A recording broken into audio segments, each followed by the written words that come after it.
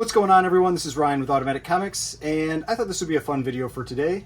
Got Halloween, so I figured I'd go through a whole bunch of different horror comics that I have. I got raw books, I got graded books, I've got magazines, I got comics, I got all kinds of stuff. And we're starting off right here with a banger of a comic. This is Witch's Tales number 25. Looks like a Lee Elias cover, but it is not. It is a Howard Nostrand cover, and just a crazy one. To me, is one of the big pre-code horror books. You've got the head being rung inside the bell, and 7.5 is just an incredible grade for this book. I actually believe that this is the Black Cat copy, but it got recased into a newer case. But yeah, incredible book. This is the first one. And we got a lot of books, so let's start getting through these. All right, the next one here, moving up into the Bronze Age, just a really nice copy.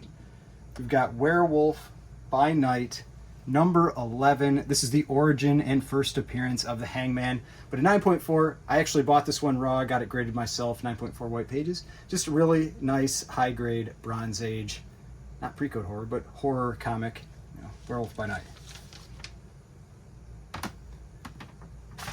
All right, next, we got pretty awesome Bernard Bailey horror cover. Make sure it looks good on there because it's got a lot of black and it show a lot of reflection. Weird Mysteries number 2, Bernard Bailey cover. This is one of those that I love how Bernard Bailey is so good at drawing lots of different types of faces, showing expression on the covers, and this is no exception. You've got the two characters up here, but you've got this witch, then you've got 1, 2, 3, 4, 5, 6, 7, 8, 9 different faces on this cover, and they're all different. And so not something where they're reusing skulls like you see in a lot of stuff all over the cover, same faces all over the cover. Really unique one. I really, really like this one. So Weird Mysteries number 2, 6.5. All right, we've got another Bernard Bailey book here, and this is one of his biggest books that's out there. Got the kind of like a monkey brain type cover. It's Weird Mysteries number 5 and a 2.0. Pretty nice presenting copy. Nice colors. It just has this piece missing out of the bottom right corner. But this is one of those that I remember the first time I ever saw this. I'm like, that is a wild cover for 1953. Definitely big on the pre-code theme at this point. But yeah, the kind of like monkey brain, got a little bit of a Frankenstein thing going with like the electrodes on the side of the head, but I'm not sure. I think people aren't really sure if he's taking the brain out or putting the brain back in or putting a new brain in. Who knows? But pretty wild Bernard Bailey cover.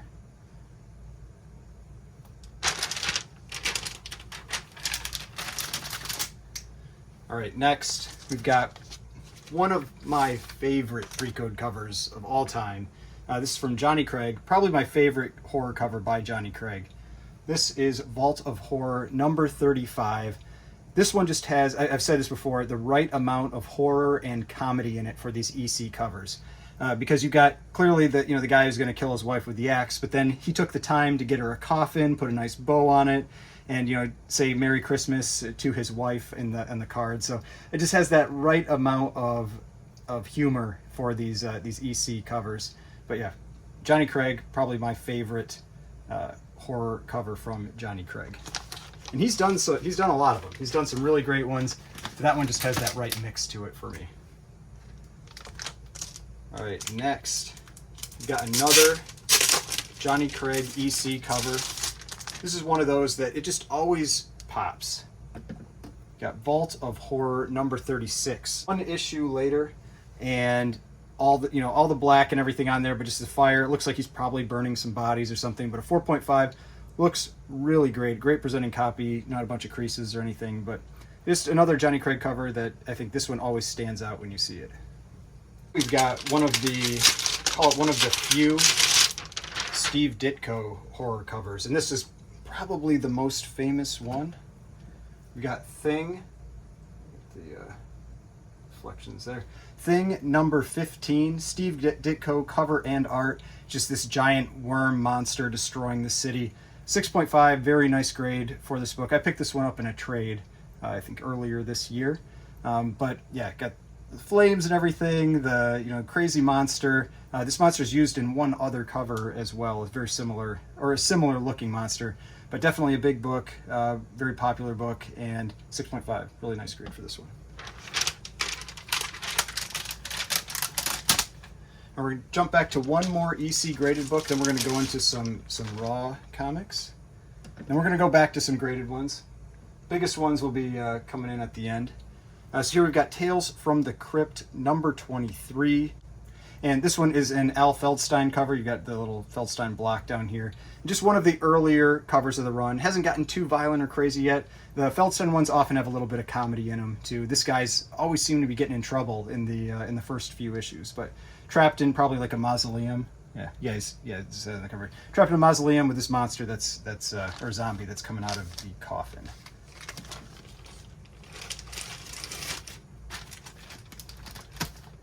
All right.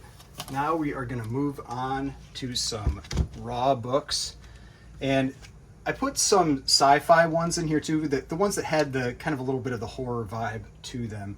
So the first one here is, let's see if we can get it's still going to have the little reflection, but we've got Weird Science number 9. I just always like this cover because you've got these, the monster on there is very detailed. I'm pretty sure this is a Wally Wood cover. I'm almost certain it's a Wally Wood cover. Monster's really detailed, but I really like the blue and the yellow on the top there. I think that really pops with the cover. Then this is another Wally Wood cover, but this is where we've got some of these dinosaur covers that pop up. We've got this Tyrannosaurus. I know Drew over at Como Comics, he's not a big fan of that dinosaur. I think he looks pretty good. He's not bad. Maybe the head could use some work. But this is Weird Science number 15, Wally Wood dinosaur cover. But these guys are scared. I feel like that fits for for Halloween. Then we've got Weird Science number 16, another Wally Wood cover. And this is another one that I've always liked the detail in these like kind of alien space monster guys, and then the spaceship up here. It's just some artists seem to do a much better job than others about getting that detail into the cover, and Wally Wood is definitely one of them. And he did the same thing on Weird Science number 22, where you've got this kind of like blob monster attacking this woman, people trying to get in there, but yeah, just another, you can see it's got the Wally Wood little signature down on the bottom there, the signature block, and just another one that had that horror vibe to it.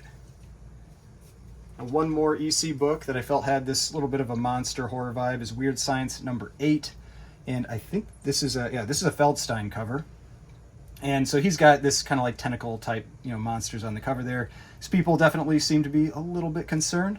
But yeah, the Weird Science run has some pretty great covers. And in general, I feel like they're undervalued compared to the horror covers. The sci-fi doesn't get quite as much love as the horror covers. All right, next up, we've got Web of Evil number 14. And this one here, there's just a lot of detail on this cover. You've got a very detailed, kind of like the witch's face. You got the woman in the red dress, all these different faces on there. Witch of Death, and so just a cool title. I like the Web of Evil header too, and but yeah, just a lot of detail on that witch there. I think it's a pretty cool cover. Now I've got a little bit of Bronze Age horror. We've got Unexpected number 171. This is a nice copy. I picked it up at my local con that I go to. I've been thinking of getting it graded, but I've been afraid to get stuff graded, especially a little bit more modern stuff like this with the whole bending situation. So I've just been putting that on hold for now. But Unexpected number 171. The DC horror is definitely, the Bronze Age stuff is definitely more desirable than the Marvel. Now we've got House of Mystery. Make sure it's clear there. Number 221. House of Mystery number 221. I really like this cover too. It's just a cool skull cover. This one's pretty clean. This is a Wrightson cover. He's always doing a good job. But yeah, Wrightson cover, and just one that always jumped out to me. A pretty clean copy.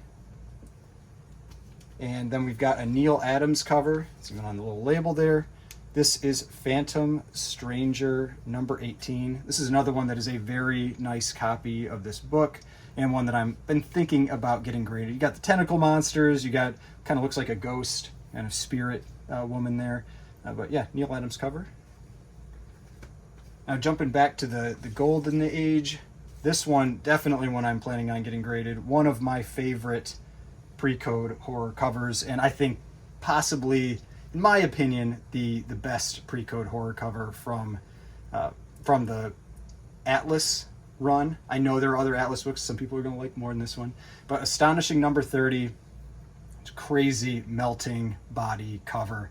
There's another cover in a different run. I don't think it's in the same run, where it has a similar feel. They definitely copied this one, but this one is just, it's wild. It's very detailed, and the interior story actually is about these eyes that are actually these tentacle monsters that come out of the ocean and melt people around town. But yeah, pretty crazy story and just an amazing copy. This one, I don't remember what I graded this one at. I think like a 5.5. 5 or a 5.5, something like that. It's a nice copy for this book because all that black does not hide anything. Then we have Punch Comics. I think this is number 13. Yep, Punch Comics number 13. This one is not, they don't say who did it. To me, it has a very similar feel to Gus Rica, just the way that the woman is drawn, and her dress looks very similar to the woman that's on the cover of Punch Comics 12. So even though it's not credited to him, I wouldn't be surprised if this is a Gus Rica cover. But the giant hand covers, I think they're always fun. Like giant hand coming out of somewhere, causing some damage, and this is a skull or a skeleton hand. So Punch Comics number 13. Then we've got a Norman Saunders book here. We've got Strange Stories from Another World number 5. I actually have issue 4 as well, but I did not grab that one. But these have a very pulpy feel to them. They're kind of like the painted covers. And so if you're into that, but you want them in the comics, Strange Stories from Another World is definitely a run to go check out. We've got another Bernard Bailey book. This is one I picked up recently. This is Weird Mysteries number 12. And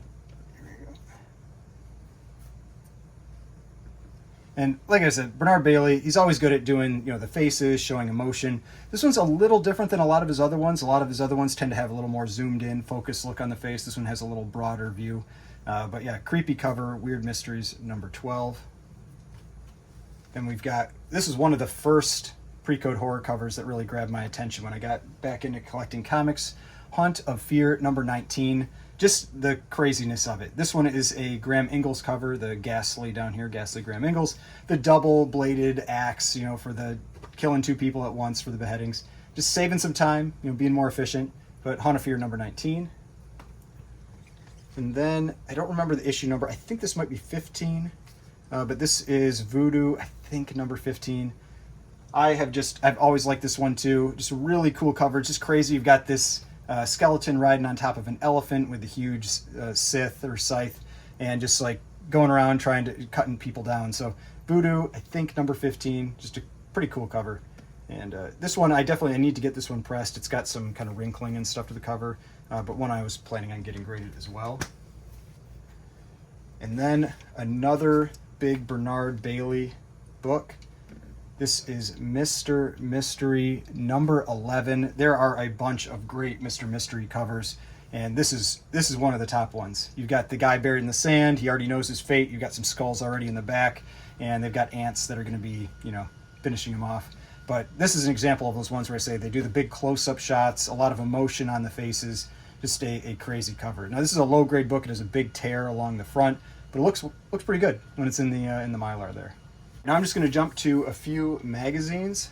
These are just some that I picked up recently, and they're pretty nice condition.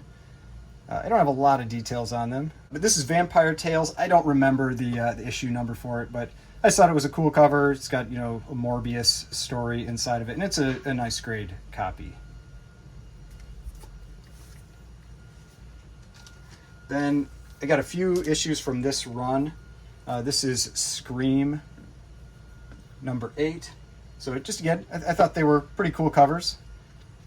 This is all Bronze Age type books. Then we had Scream number 10, got a Dracula cover.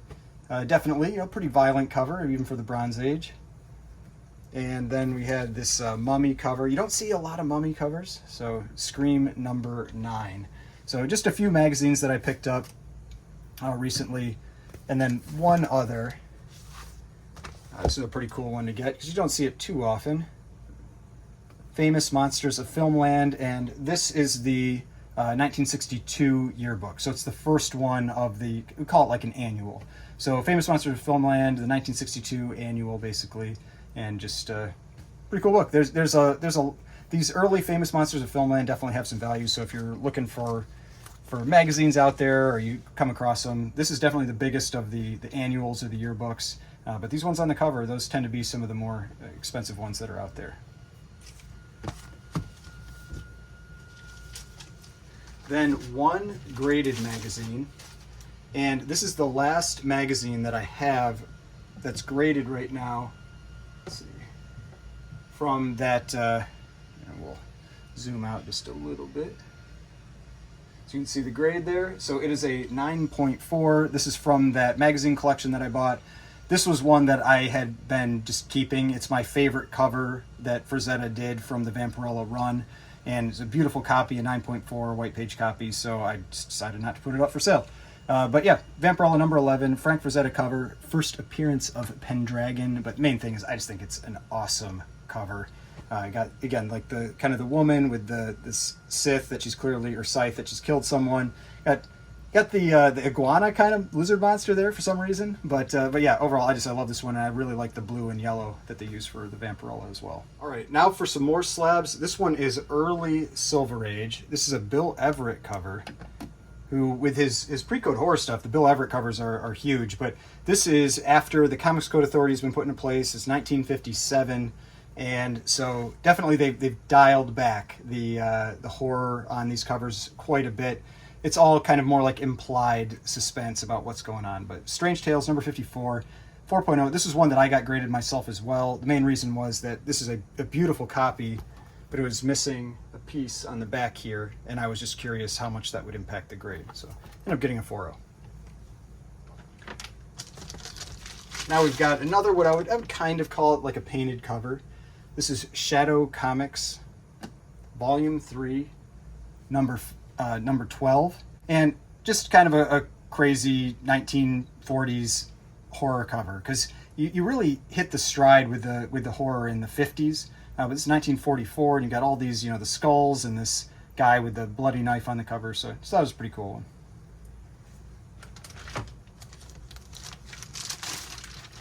Now we've got more from the Punch Comics run. We have Punch Comics number 15. Just kind of a monster cover. You've got the guy this guy's appearing all through Punch Comics, where he's got his eye that he kind of like flashes people with. But woman in the red dress, monster cover, Punch Comics number 15. Again, from the 40s, 1945.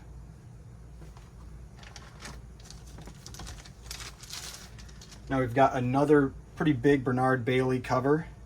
Like I said, the Mr. Mystery run definitely has a lot of pretty popular covers on it. And this is Mr. Mystery number 13. Like I said, Bernard Bailey, and kind of the drowning cover. Now, you don't really know what he's being drowned in. It doesn't look like water. It looks like something pretty unpleasant. But and it's also kind of like a monster hand. You can see it's got like the longer fingernails on the hand. But dude getting drowned in the water, or some type of pot. Mr. Mystery number 13. And here's another Bill Everett cover. And this one is actually one of the more in-demand books by him. So this is Menace number 5, and it is the origin and first appearance of the zombie, this character, I guess. And but I've always liked this cover. He appears a few times in these earlier issues, or in these Menace issues. But really cool cover. I really like the kind of like the yellow and green that they use for Menace on the top. Really pops against the black background. But yeah, Bill Everett, cover and art, 4.5, Menace number 5.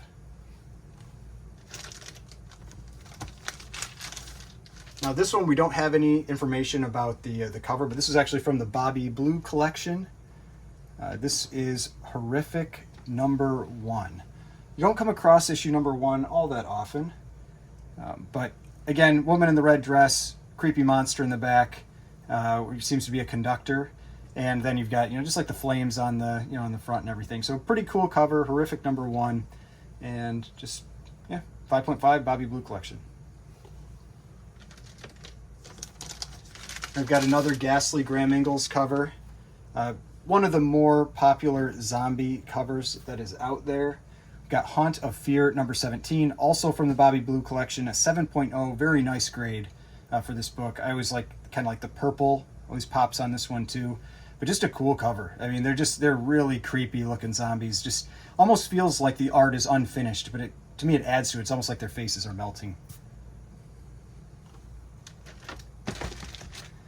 Now this next one's from Feral Publications, actually the next two.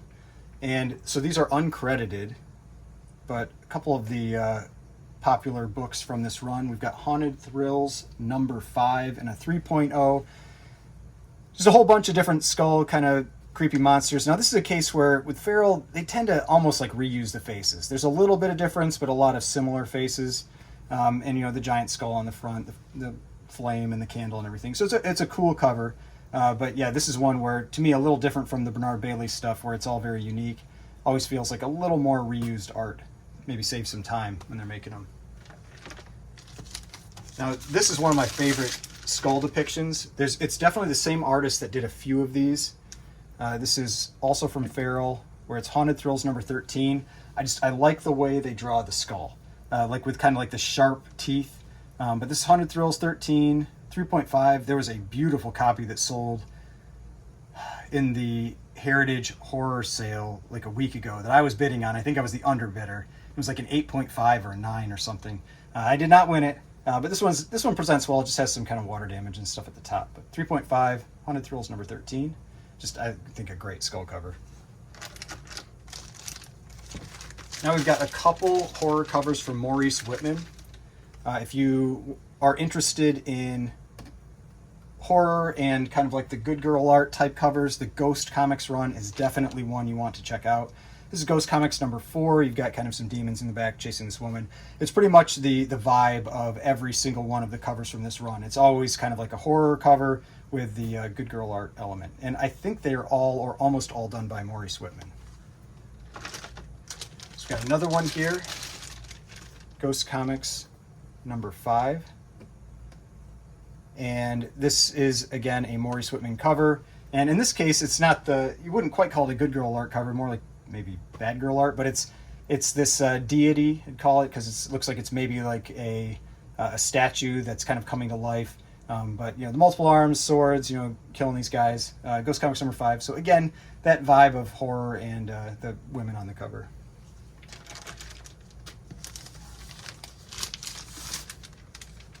All right, now here's actually a pedigree book, and this is Astonishing number 14. This is from Atlas, so what eventually became Marvel, and this is the Northford pedigree, and 9.0, stunning book. I mean, getting Golden Age books is 1952 in the 9.0 and above is just crazy. Pretty cool cover. You know, you've got this kind of looks like a sorcerer, skeleton guy, sending this guy down the side of this building.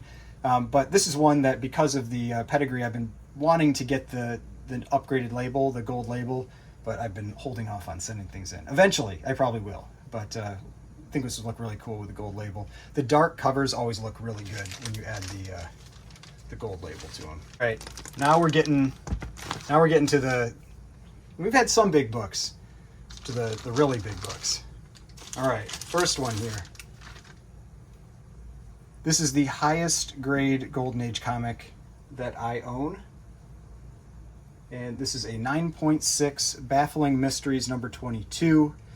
This book is ridiculous. It is not only the highest grade copy from this issue, from 22, it is tied with one other book that I think is from the Northford pedigree as the highest graded copy from the entire run. There's one other 9.6, and I just checked this like a week ago. It's still true. There's only one other 9.6 in this entire run, and so ties with that one other 9.6 as the highest graded copy. Baffling Mysteries, number 22, amazing colors on this. But yeah, just a ridiculous Golden Age book. I remember when I first saw this, it was on Instagram, and I followed the person that had it, and about 3 years after that, she put it up for sale, and I reached out right away. I knew I wanted it, and I was lucky enough to end up getting this book.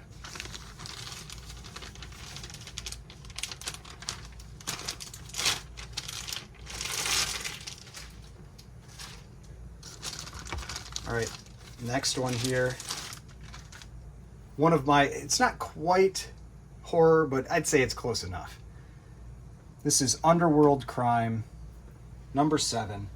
This is one of my PC books, and that last one too is one of my PC books, one of my keeper books. Underworld Crime, number 7, 6.0. Nicest copy of this I've ever had. This is just a stunning book. I talked about this when I got it, that I don't know if I've ever seen one come up for sale that I would consider nicer. There have been higher grade copies, but I think this one looks better than them. Now, one of the things that hurts it is a slightly brittle page book, which caps the grade at a 6.5, which I think this one should have gotten a 6.5. But part of what really sets this one apart is the wrap is just perfect. It's so square. It's right in line on the spine. Everything is lined up. A lot of times this book, for whatever reason, had really weird cuts on it. And this one looks just incredible. Colors are incredible. Amazing cover. It's got the fear in it. So that's why I figure it fits for some pre-code horror stuff. All right, we've got another pedigree book here. This, I always wanted a book with this pedigree, and so I was glad that I was able to get one and that it was such a cool comic as well. This is Catman Comics number 28, classic L.B. Cole cover, one of the top L.B. Cole covers. Got the skulls, you got Catman and Kitten that are trapped on there, just got the classic L.B. Cole coloring scheme, and this is from the Cosmic Airplane pedigree. And you'll see the Cosmic Airplane pedigree often has this W.C. Holt Jr. stamp on the front. Not all of them, but a lot of them do. And I feel like the Cosmic Airplane pedigree is the best named pedigree out there. I think it's such a cool pedigree name.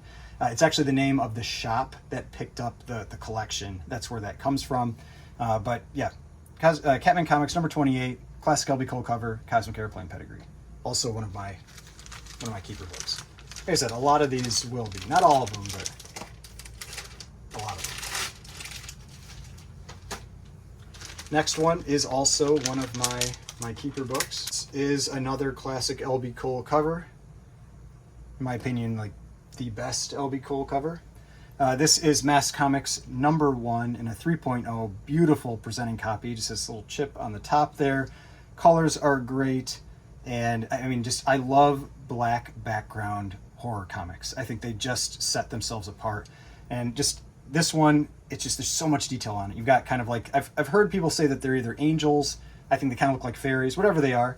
But you've got the candle in the middle that's drawing them in. It's got evil written on it. Just the mask in the background.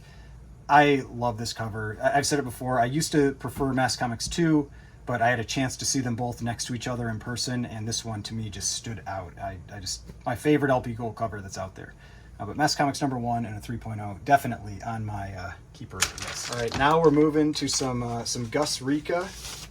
He has I think some of the best covers that are out there from the Golden Age.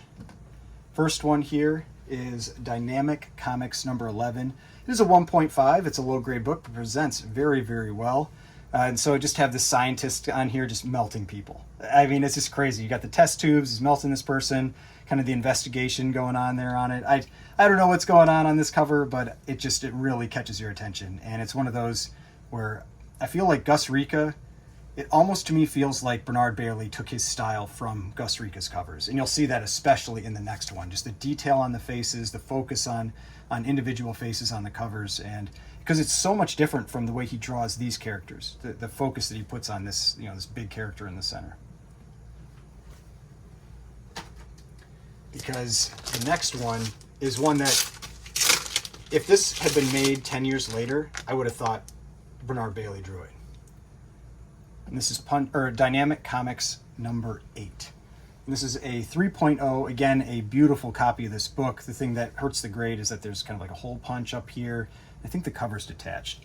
Yeah, so this cover is almost always detached. You can get a few copies that are much higher grade. They're not many that will have an attached cover, and it's just because it's a single staple book. It's from 1944, and they often detached. But again, the black background, you can see what I mean when I say I feel like Bernard Bailey could have drawn this. Got all these different faces, all very different, definitely not repeating anything. And so this one has been this was the second to last one I got that I needed for I'll call it my Gus Rica collection. The next one is that I'll show is the last one I got. But Dynamic Comics number 8, 1944, 3.0, beautiful copy of this. And one thing, I don't know if you can see it, it's like just the little details, like there's skulls in this guy's eyes here, the guy that's melting. It's little extra details like that set it apart. All right, another big Gus Rica cover. This is the most recent one that I picked up. The last one I needed for the, I'll call it like the Gus Rica collection of books that I wanted. There's 4 of them, 4 big Gus Rica books in my opinion.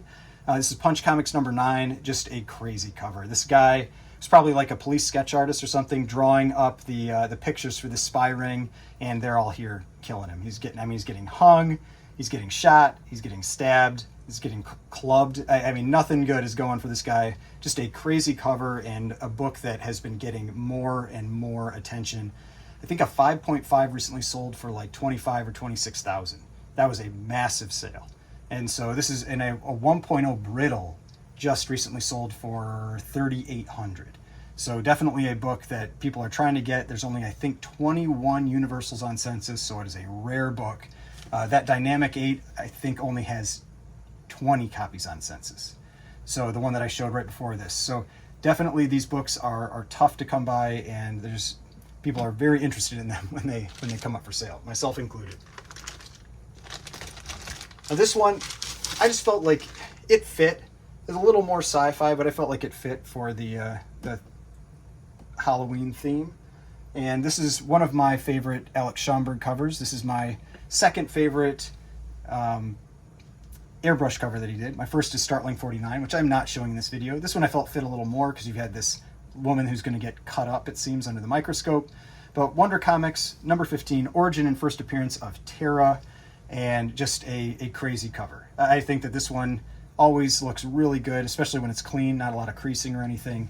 And I like the Alex Schomburg airbrush style, and this is my second favorite cover he did. Now, just because I happen to have 2 copies of this, I'll show another one. Underworld Crime number 7. This one is a 5.5. This was my keeper until I got the 6.0. This one is a CVA copy. It has like a crease kind of along the middle, but it's light, and so it looks really good for the grade.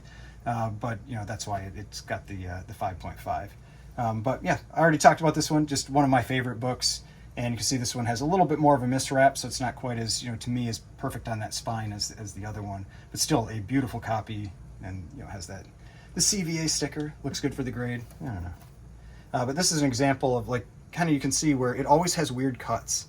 You have the weird cut on the back, and I've had 3 or 4 copies of this book, and every one has had some kind of strange cut on the edge, except for that 6.0.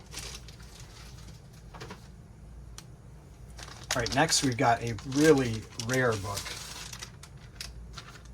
So this is Secret Diary of Eerie Adventures. It's non-numbered. This is one that I bought raw, got it graded, and got a 4.0. And it's one that does not come up for sale very often. There have been a few sales over the last year or 2 for this book, but this is just an incredible presenting copy. It's got a little bit of staining and some, kind of little creasing along the spine, but overall, great looking book. 4.0, Secret Diary of Eerie Adventures, non-numbered, and it's a big book. I counted all the pages before I sent it in. It says it's 100 pages in there, and this one is 100 pages, including the covers. That's what can be tricky when you have something that says how many pages there are. Sometimes they're inclusive of the covers, sometimes they're not. And this book is so uncommon that the Grand Comics database doesn't actually even have the page count for it. So I wasn't certain if I was missing 2 pages or not, or I guess it would be 4 pages or not.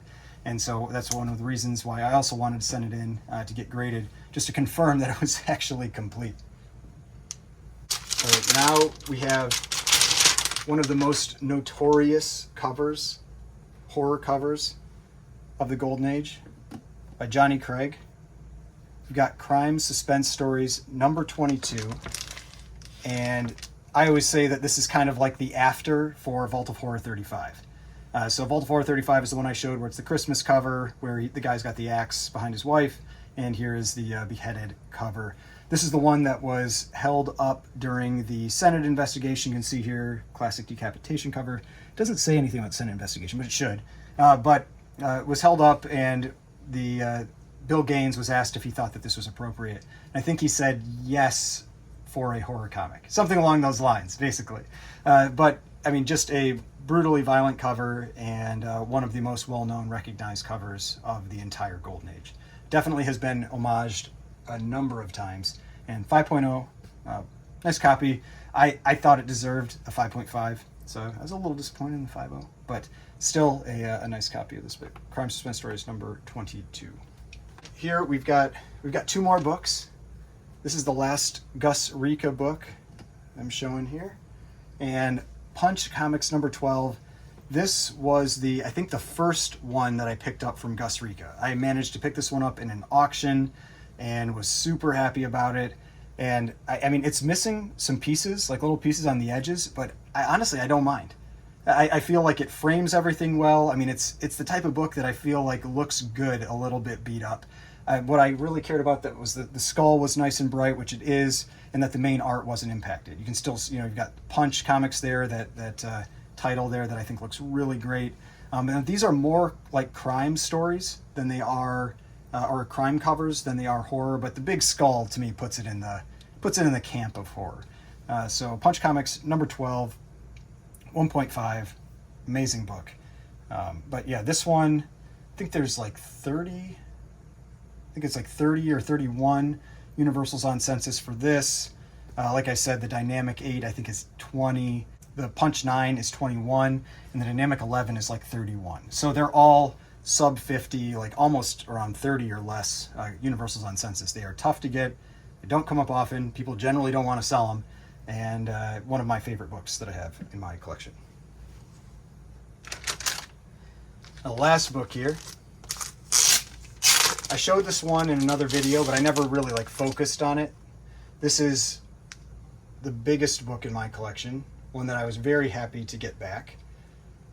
This is Black Cat Mystery Comics. I want to make sure that it's not too much reflection on there.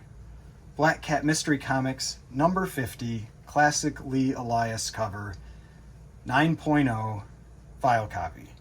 I mean, this was one of those books, and I've talked about it before, that I wasn't really going for it until I actually got it in hand. It was one that I picked up, or I bought, and I was just like, I picked it up because I thought it was kind of cool to have. Then when I got it in hand, this one just set itself apart for me. And a big part of it, I felt, was just the detail that's in this cover.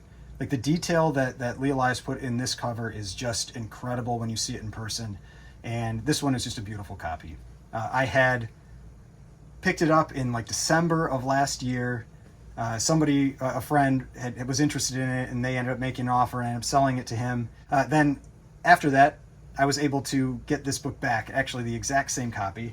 And so the opportunity came up, I jumped at it, was able to get it back, and very happy to have this one back in the PC. So Black Cat Mystery Comics number 50, one of my favorite pre-code horror covers. Definitely grew on me once I got it to see it in person. Same thing as, like I said, like Mass Comics number 1.